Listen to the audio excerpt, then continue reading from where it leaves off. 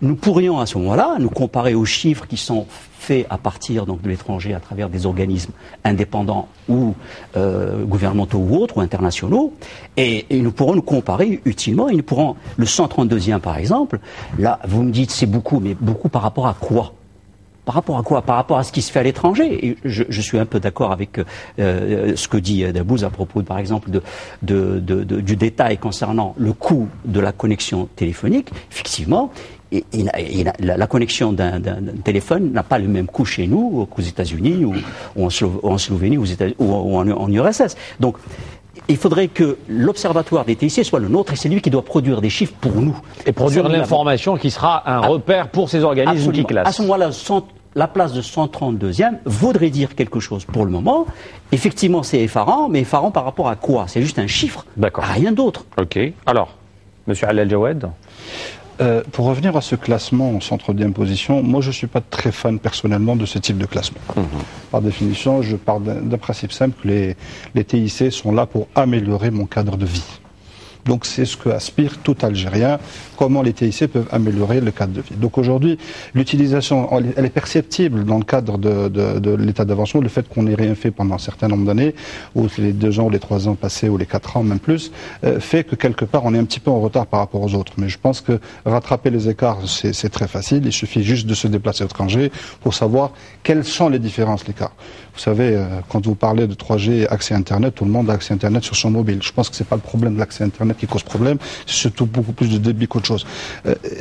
Les classements aujourd'hui ne veulent rien dire à partir du moment où aujourd'hui, si l'Internet, les NTIC m'apportent mon cadre de vie, ce qu'il faut, à ce moment-là, je pense que l'Algérien n'a pas besoin de ce classement-là. Mais une fois qu'il est en face d'une réalité, surtout quand il a des repères, il va à l'étranger, il voit qu'il sort son mobile, il a un repère, il a un GPS, il veut se déplacer. En fait, le cadre quotidien du quotidien, j'allais dire, c'est ce qui fait la différence. Mohamed Dabouz. Je voudrais uniquement rebondir un peu sur ce que vient de dire M. Khalem Siali, c'est-à-dire effectivement la nécessité de disposer d'un organisme ou d'une structure qui prend en charge l'observation de ce qui se passe en termes de développement des TIC en Algérie, vu son caractère transversal, c'est-à-dire c'est l'Observatoire de la Poste et des TIC. C'est une structure qui est prévue pour être mise en place, même dans le cadre du projet de loi que le MPTIC a proposé et en cours d'examen au niveau de ce sera cet observateur l'unique fournisseur d'informations concernant les TIC officiel, voilà. Aujourd'hui, qu'est-ce que nous avons comme source où il y a de la concentration de l'information concernant ces avancées? Nous avons l'autorité de régulation de la poste et des télécommunications qui récolte les données qui proviennent des opérateurs. Nous avons l'Office national des statistiques qui récolte dans ce qui concerne un certain nombre d'équipements et d'usages au niveau des foyers ou bien dans d'autres structures. Et vous avez le MPT qui effectivement reçoit des informations qui viennent des autres ministères. Et donc, dans tout ça, nous avons effectivement besoin de disposer d'un organe au niveau national qui permet de fiabiliser et alors, ça d'une part. Et si vous me permettez, maintenant, en ce qui concerne les indicateurs qui sont utilisés, ce sont des indicateurs. Il y a ceux qui sont objectifs, il y a ceux qui sont un peu, qui le sont un peu moins. Et d'ailleurs, c'est un débat qui est toujours en cours et qui n'est pas clôturé pour aller vers la définition d'indicateurs qui correspondent effectivement au niveau de développement dans la plupart des pays. Donc finalement, il y a encore beaucoup de travail, même au niveau de ces indicateurs en termes de développement. Alors, on ne va pas tenir compte de ce classement, parce que vous dites qu'il est un peu, pas tout à fait, il est biaisé, voilà, si je puis m'exprimer ainsi. Il n'est pas tout à fait faux. Voilà, il n'est pas tout à fait faux, mais bon. Mais malgré ça, on reste quand même à la traîne, il faut le dire. On ne va pas se jeter des fleurs et dire qu'on est les meilleurs. On reste à la traîne en matière d'utilisation de TIC. Et je voudrais savoir maintenant, beaucoup de spécialistes vous disent c'est à cause, entre autres, de la 3G qui n'arrive toujours pas à venir. Est-ce que ça tient la route, ce genre d'explication? Est-ce que le fait que notre pays reste parmi les rares pays au monde aujourd'hui qui ne disposent pas de cette technologie de 3G peut expliquer le fait qu'on soit en retard? Mohamed Dabouz. Moi, ce que je peux dire, c'est qui effectivement s'observe à travers l'ensemble des pays selon le benchmarking et les études, à savoir, ce n'est pas un problème de 3G ou d'autres technologies, c'est un problème du taux de pénétration de l'Internet dans les foyers. C'est la disponibilité de l'accès à l'Internet dans les espaces communautaires. C'est un peu, maintenant, peu importe la technologie. Effectivement, si on regarde cet aspect-là, en termes de... Aujourd'hui, qu'est-ce que nous avons? Nous avons 1 200 000 abonnés algériens qui accèdent en permanence à l'Internet par les réseaux fixes d'Algérie Télécom. En ce qui concerne la qualité et les débits, si vous le permettez par la suite, on pourra intervenir là-dessus. Et en termes de foyers, ça représente 20% des foyers algériens qui sont connectés. Ça reste encore insuffisant. En deçà des aspirations. Parce que l'objectif, c'est de pouvoir donner de l'accès à l'Internet à tout citoyen. Comme on donne de l'électricité à tout Algérien, comme on donne de l'eau à tout Algérien. Alors, ça a été promis à un moment donné, mais on n'arrive toujours pas à concrétiser. Oui, effectivement, ça a été promis et on travaille dans ce sens. Mais n'oubliez pas une chose importante, c'est-à-dire qu'il y a beaucoup d'infrastructures, des infrastructures de base qui ont été faites. À savoir, l'Algérie est un grand pays, ce n'est pas un petit pays comme la Suisse ou bien même des pays voisins en termes de superficie.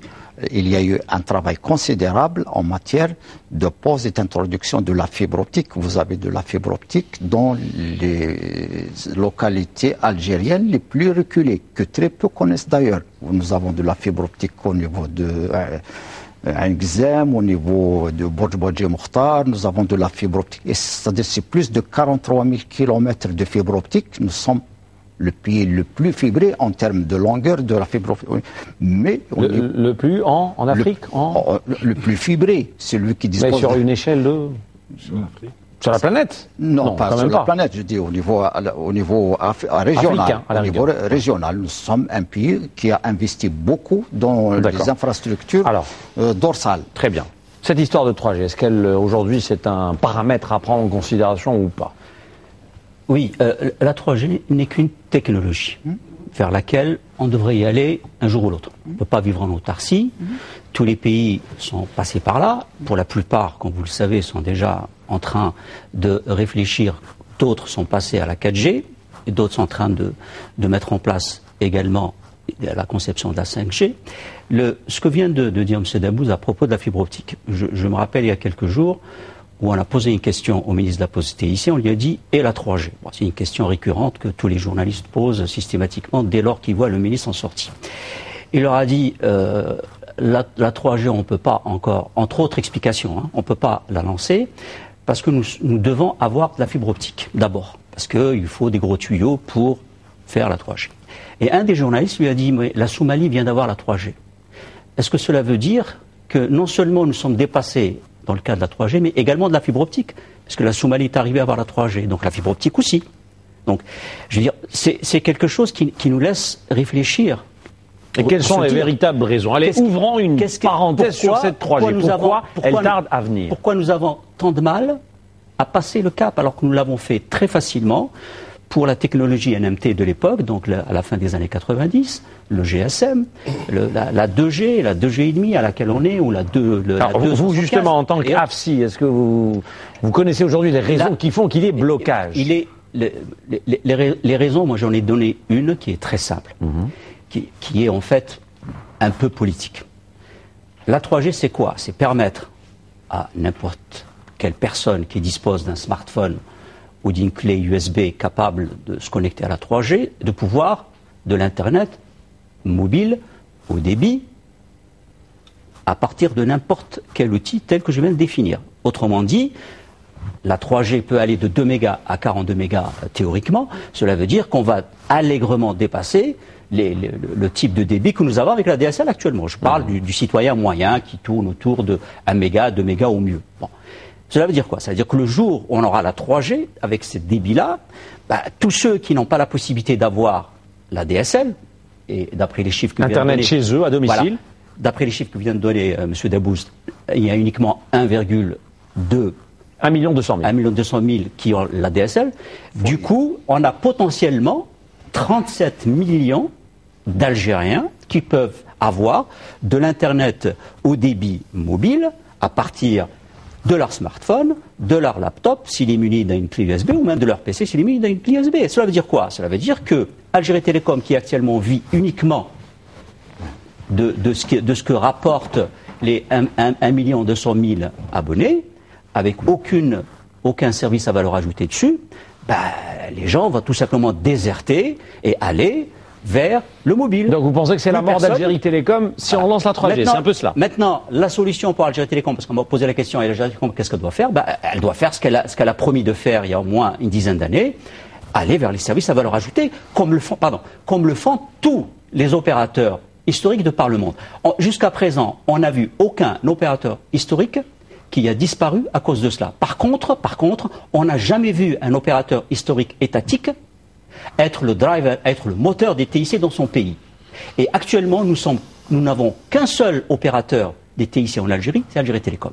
Et Algérie Télécom a toujours refusé la concurrence. La seule concurrence qu'il y a eu, c'est arrêté en 2009 à travers un ISP dont vous avez certainement dû entendre parler. Depuis, Algérie Télécom nous donne un ADSL sur une ligne fixe et rien d'autre. Aucun service à valeur ajoutée. Comment voulez-vous qu'elle puisse être compétitive et avec l'Internet mobile qui va arriver, avec les opérateurs mobiles qui vont arriver, qui eux... Là, donc, vous dites clairement que cette nouvelle technologie fait peur à Algérie Télécom, absolument, opérateur historique. C'est mon avis. Alors, monsieur Labous. Je ne suis pas du tout d'accord avec ce raisonnement parce qu'il ne correspond pas d'abord à la réalité. Dites-nous. Je vais vous expliquer.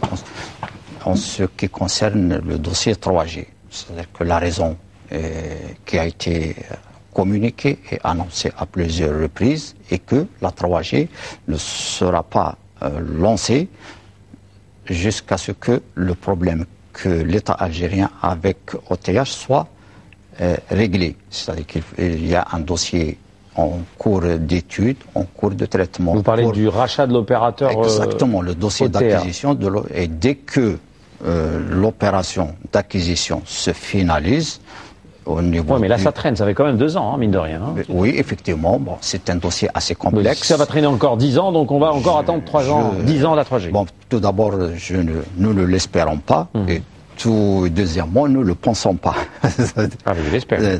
Donc, effectivement, dès que le problème d'acquisition du dossier est réglé, tous les travaux logistiques de préparation au lancement du processus sont là. Maintenant, en ce qui concerne Algérie Télécom. Algérie Télécom c'est l'opérateur historique, c'est l'opérateur qui dispose des infrastructures de base, comme tous les autres opérateurs historiques à travers le monde, effectivement. C'est un opérateur intégré verticalement. Il délivre les services comme le font l'ensemble des opérateurs de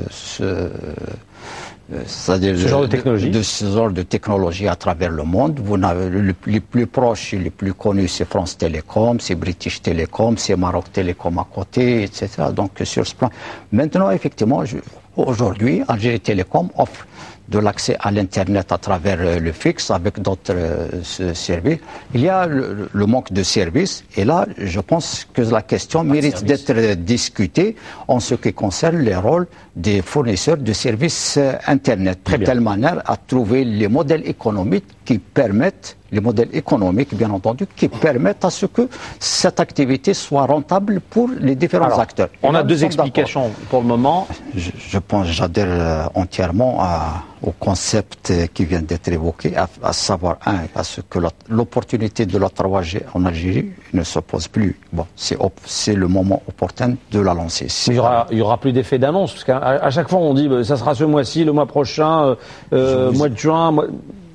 Parce qu'à un moment donné, il y avait trop d'effets d'annonce pour la 3G. Alors on pose des questions. Je vous ai expliqué la raison pour laquelle la 3G n'a pas encore été lancée. Dès que le problème, le dossier d'acquisition d'OTA Algérie sera réglé, immédiatement il sera procédé au lancement du processus.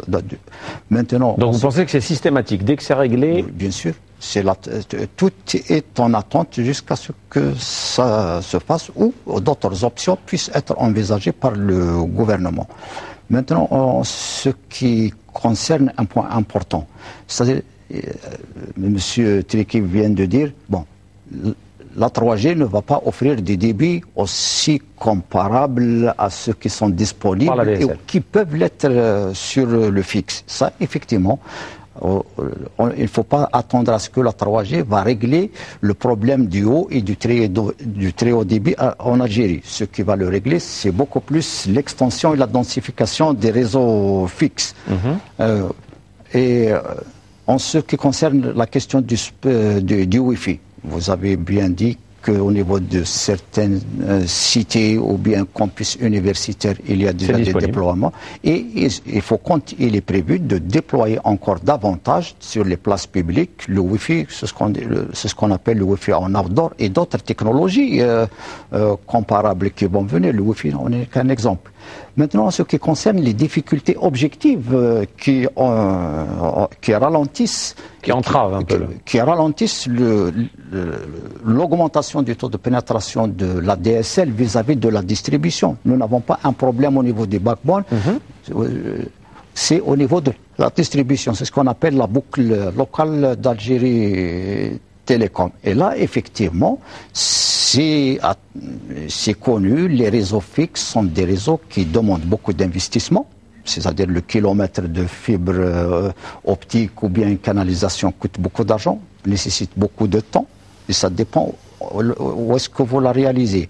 Donc c'est tout un travail d'aménagement numérique, que ce soit en zone urbaine, qu'il y a lieu de reconsidérer. C'est vrai qu'1 200 000 foyers, ça reste quand même faible. Exactement, 1 200 000 par rapport à aujourd'hui, statistiquement, on doit avoir 6 400 000. Aujourd'hui, c'est-à-dire nous avons 37,8 millions d'habitants, et en moyenne 5,5 et 5,9 citoyens par ménage. Donc vous avez le compte, et donc il y a beaucoup de... Et pour ces technologies, bon, c'est-à-dire qu'il y aura le fixe qui est prévu au niveau des plans qui sont en train d'être mis en œuvre et pour lesquels des financements ont été dégagés, c'est d'accélérer effectivement la distribution et de connecter le maximum de foyers. Ali Khan ? Oui, c'est quand même extraordinaire qu'en ces temps de l'Internet, de la transparence et de la possibilité d'avoir toutes les informations qu'on veut à travers Internet, notamment concernant cette histoire de Jay-Z, on continue à nous rabattre les oreilles avec cette raison que la 3G ne serait pas déployée en Algérie tant que l'affaire Jay-Z n'est pas réglée. Mais enfin, dire bon, on va sur Internet, on passe un quart d'heure et on sait exactement ce qui se passe dans cette affaire Jay-Z. Qu'on nous explique une bonne fois pour toutes qu'est-ce qui se passe réellement. On n'est pas des enfants, on a tous Internet. On peut savoir ce qui se passe, on sait ce qui se passe, on sait ce qui se passe à la bourse du Caire, on sait ce qui se passe à Vipelcom, on sait ce qui est en train de se tramer, qu'on nous explique pourquoi c'est aussi compliqué de régler ce problème. Maintenant, si c'est réellement le cas, ben la solution est toute trouvée, puisqu'on veut racheter Jay-Z et on ne veut pas apparemment l'acheter à prix fort. Eh ben, qu'on lance la 3G avec les deux opérateurs qui existent, et on laisse Jay-Z. Il y a un souci de la RPT derrière ce genre d'opération, si jamais on fait ce que vous vous demandez. Oui. Je vous pose la question, est-ce qu'il y a un souci avec la RPT ? Excusez-moi, je termine mon raisonnement. Qu'on lance, puisqu'on dit Jay-Z est surévalué, l'Algérie veut le racheter, bien sûr, moi je suis totalement pour, mais on ne peut pas lancer la 3G parce que Jay-Z n'est pas prêt. Bon, ben justement, si on veut le racheter et le prix est fort, ben ne lui donnons pas la 3G. Son prix va baisser, on va lancer les deux opérateurs qui vont commencer tout de suite, Mobilis et Nejma, et Jay-Z va tout simplement tomber de prix. Personne ne va vouloir l'acheter parce qu'il n'a pas la 3G. Et le problème sera réglé. Il y a des pays qui ont lancé la 3G avec un opérateur. Le deuxième et le troisième sont arrivés après. Maroc, la Tunisie. Ben, pourquoi on ne ferait pas pareil ? Alors, donc cette histoire, il faut qu'on nous explique une bonne fois pour toutes. Moi je pense, j'ai donné la raison qui a ralenti, qui est l'arrivée de la 3G. L'arrivée de la 3G en ce qui concerne. Vous savez très bien que la décision avait été prise de procéder au lancement déjà en 2011. Donc la décision et l'opportunité est toujours de mise. Est-ce que la RPT pose problème ? puisqu'il y a 3 opérateurs qui actifs dans le marché algérien, si jamais on fait ce qu'ont fait certains pays, comme vient de dire Ali Kahlen, est-ce que ça pose problème avec la FTT? Il y a beaucoup d'options qui avaient été envisagées. Il y a beaucoup d'options qu'on peut envisager. Mais l'option sur laquelle on est parti jusqu'à aujourd'hui, on règle le problème de Djezzy et qu'on donne les trois licences pour les 3 opérateurs locaux qui redémarrent l'activité dans l'offre de l'accès à l'Internet via le mobile dans de bonnes conditions et d'espérer obtenir le même succès que nous avons pu obtenir avec la téléphonie. Maintenant, en ce qui concerne, là je rebondis, l'Internet est un excellent outil d'accès à la connaissance, mais quand même les sources d'Internet en matière d'information, de temps en temps, il y a celles qui ne sont pas tout à fait vrai. Donc il faut les prendre avec beaucoup de soin. On va fermer cette parenthèse 3G. Je voulais quand même l'ouvrir parce que c'était important. C'est un peu la question qui taraude l'esprit de beaucoup d'Algériens ces derniers temps. Internet. Alors Internet justement, puisqu'on parle de TIC, ce n'est pas disponible partout. Certaines entreprises, certaines administrations n'en disposent pas et c'est aujourd'hui inacceptable. Alors, les pouvoirs publics, qu'est-ce que vous envisagez de faire, le MPTIC justement, pour pousser, obliger toutes les administrations publiques à avoir Internet? Vous avez commencé par les entreprises, c'est-à-dire que les grandes entreprises aujourd'hui ont toutes réalisé ou sur le point d'achever le réseau d'information interne. C'est-à-dire que toutes les grandes entreprises disposent de moyens d'accès. On ne parle pas de Sonalgaz et de Sonatrach et tout. On parle d'une entreprise publique modeste, on va dire. Toutes les entreprises, aussi modeste qu'elles soient. Les entreprises publiques sont toutes connectées. Bon, vous allez me dire qu'ils ne sont pas trop nombreuses, mais d'une manière schématique, l'entreprise algérienne, sur les 653 000 que nous comptons, en moyenne, c'est un peu plus de 15% qui sont connectés à l'Internet. Donc, ils sont très peu connectés.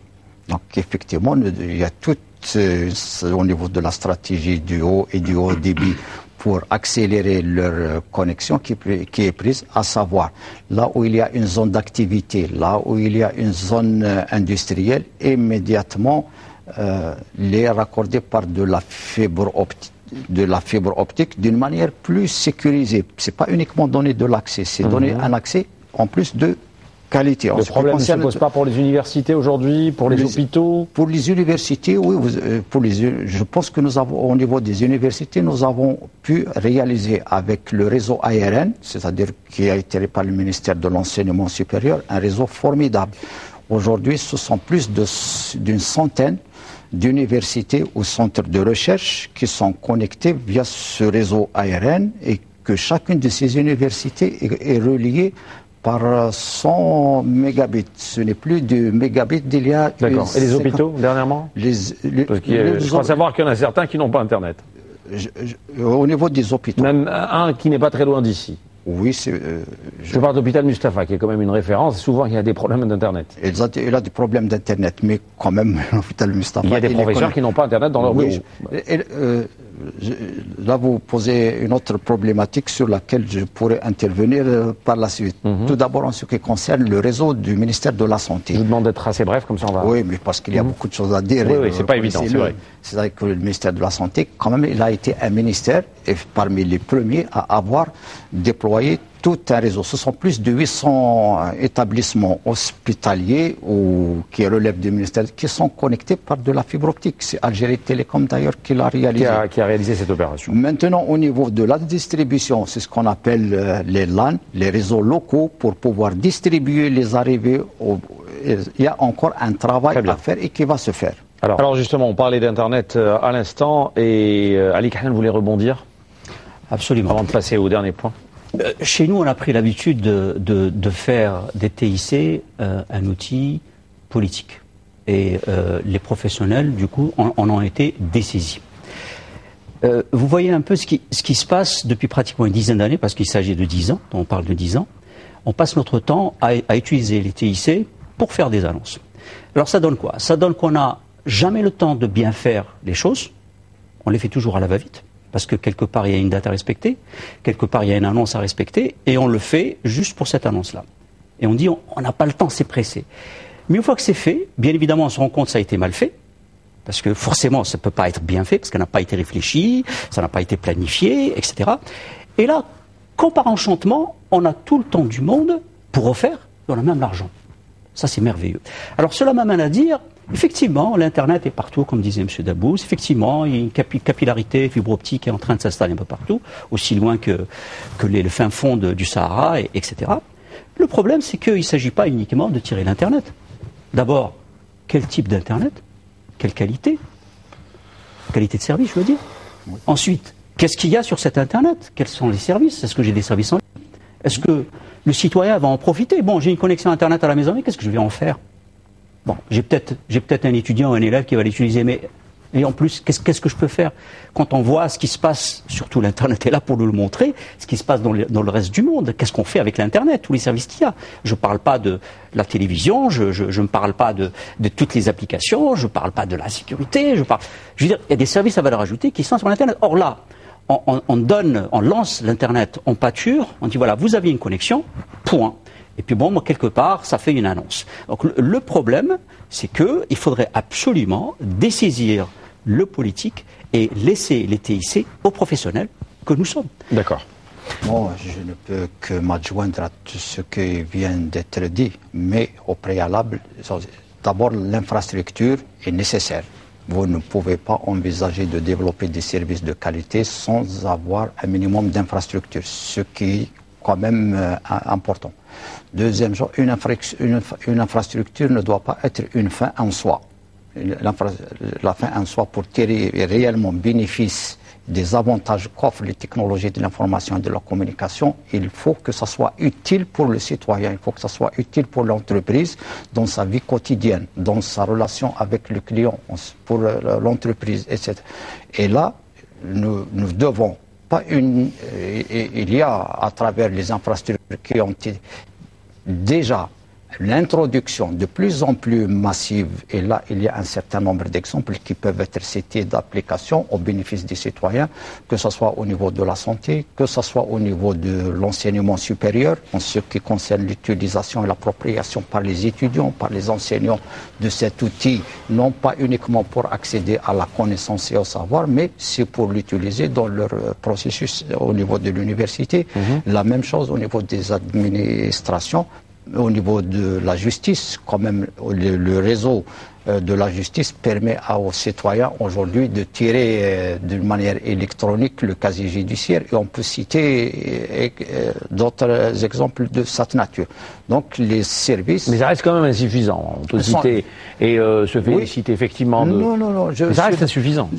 J'ai dit que ça commence à être... Le citoyen est toujours obligé de se déplacer, de faire la chaîne et de gâcher des fois toute une journée, voire toute une semaine pour un papier administratif qu'il peut avoir par un simple clic. On est encore loin d'atteindre par exemple 90% des procédures ou des formalités administratives qui sont accomplies en ligne, telles que l'Autriche en Europe. Mais ça va venir, même il faut disposer de l'Internet et de l'accès de l'infrastructure. C'est très important. Oui. C'est-à-dire qu'est-ce que nous apprennent un peu les pratiques et les expériences à travers le monde jusqu'à aujourd'hui, pour qu'il puisse y avoir usage. Parce que qui est un indice aussi qui participe au développement des TIC dans un pays, il y a l'indice accès. Et il y a une forte corrélation. Plus l'indice de l'accès est important, plus il y a plus d'accès, plus l'utilisation commence à devenir. Donc il y a des étapes. Une étape, c'est rendre l'Internet disponible et à la portée de tous, et enclencher le processus de l'usage qui vient beaucoup plus facilement quand la qualité de service est disponible. Allez, Kahlan, rapidement. Oui. Pour passer au e-commerce. Dernière question sur le e-commerce. Il y a la réalité, il y a ce qu'on espère, et il y a ce qu'on n'aura jamais. Hein, c'est ce qu'on est en train de vivre actuellement. Qu'est-ce qu'on n'aura jamais? Alors, ce qu'on n'aura jamais, c'est ne me dites surtout pas la 3G. Non, s'il est TIC à la portée de tout le monde. Dernièrement, j'ai assisté à une table ronde dans laquelle on parlait de l'innovation. Et il y avait un Japonais qui était là, qui faisait partie de la table ronde, et qui avait reçu donc le thème et qui devait parler de l'innovation dans son pays. Et il nous a raconté, avant de commencer sa conférence, il nous a dit j'ai été contacté par les organisateurs parce que eux, ils voulaient que je parle de la réglementation de l'innovation au Japon. Il a dit je ne comprenais pas la réglementation de l'innovation. Comment peut-on réglementer l'innovation?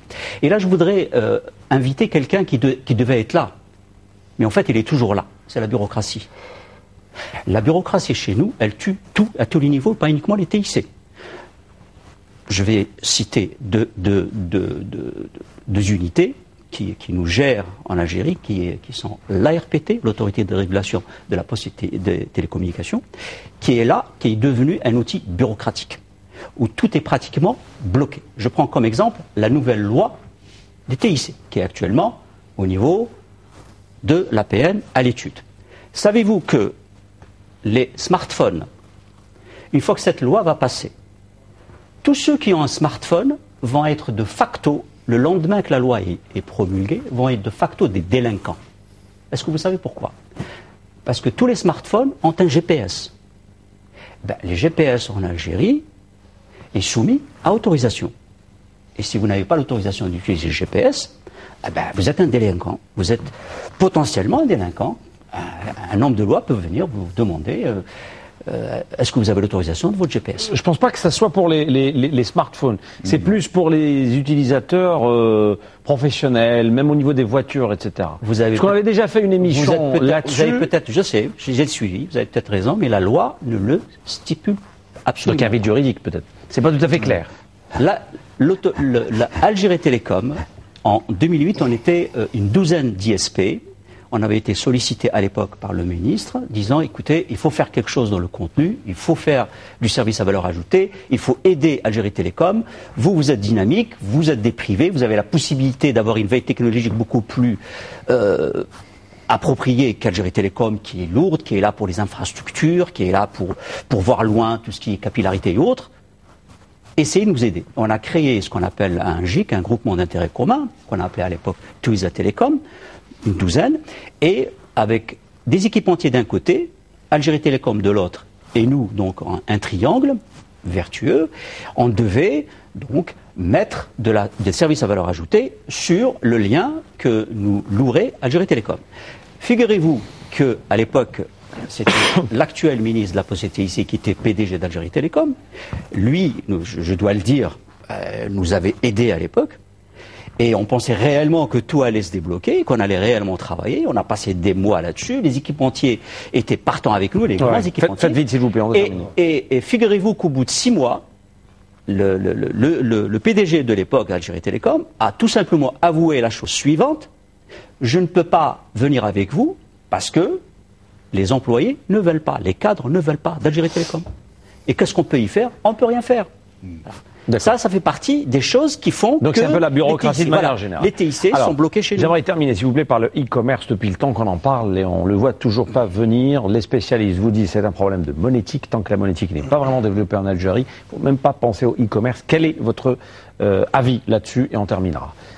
Mohamed Abou. En ce qui concerne le commerce électronique ou bien le e-commerce, déjà aujourd'hui, quand même, il y a des formules, il y a des services qui sont sous une forme ou bien une autre qui sont disponibles sur l'Internet. C'est encore très loin de la réalité espérée. Très loin. Et ça, c'est lié aux possibilités aussi du paiement électronique. Qui ne s'effectue toujours pas. C'est-à-dire que ce soit le par Internet ou bien par le mobile, le payment. Effectivement, c'est tout un environnement qu'il y a lieu de construire, y compris avec les banques, qui soient d'ordre réglementaire, d'ordre organisationnel, pour que cette activité puisse se développer dans les années à venir dans le pays. Mais ça va se faire avec le déploiement de nouvelles technologies. Très bien. Ali Khalane, encore un problème de bureaucratie? Absolument, c'est tout simplement encore une fois... Ah tiens, c'est les choses qui ne vont pas jamais se réaliser? Non. Voilà, et miroir d'Alouad. J'allais dire ça, on attendra aussi que l'affaire Jay-Z soit réglée. Elle se réglera. Encore une fois, je rappelle, Mohamed Dabouz, conseiller au MPTIC et ancien directeur général d'Algérie Télécom. Al El-Jawed Salim, directeur général de Comparex. Vous faites dans l'intégration de solutions informatiques. Karim Bibiteki, directeur régional de Intel Algérie. Et puis Ali Kahlan, président de AFSI, association des fournisseurs de services Internet, membre de CARE, réflexion autour de l'entreprise, et de Nabni aussi. Merci. Merci. Et je vous souhaite une excellente suite des programmes, madame, monsieur. Je vous retrouve la semaine prochaine. Bonsoir.